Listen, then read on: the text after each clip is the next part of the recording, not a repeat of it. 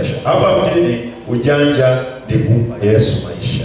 Kwa hiyo cha kwanza kabisa, mwana wa Mungu, baada ya kuona maisha yako yako sawa, mlango wa kwanza kukufungukia ni mlango wa toba, kumpa Yesu maisha na kumfanya kuwa Bwana na Mwokozi wa maisha yako. Haleluya!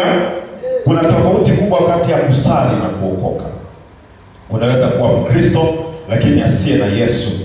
Tunapozungumzia badiliko lolote linalohusisha ulimwengu wa roho, tunaanza kuzungumza kwanza habari ya wokovu wa kweli. Paulo anazungumza kwenye kitabu cha Waebrania sura ya 3 mstari wa 2, anasema na sisi je, tutapataje kupona tusipoujali wokovu mkuu namna hii, ambao kwanza ulinena na Bwana kisha ukathibitika kwetu na wale waliosikia. Anasema uponyaji wa maisha ya watu hauwezi kutokea kama watu hao hawajaanza kwanza kufikiri habari za wokovu.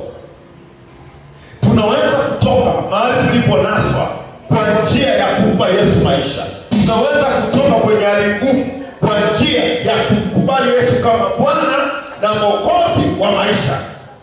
Jina la Yesu libarikiwe. Haleluya.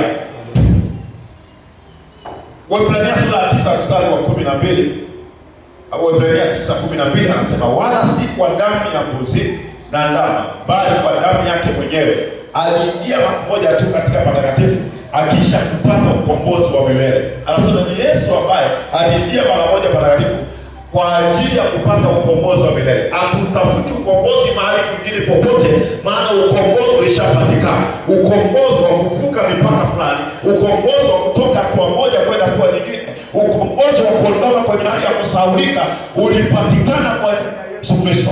Ukimwamini Yesu na kazi alizozifanya, unapokea neema ama matokeo yanayoitwa kutoka kwenye hatua moja na kwenda kwenye hatua nyingine katika jina la Yesu. Amina.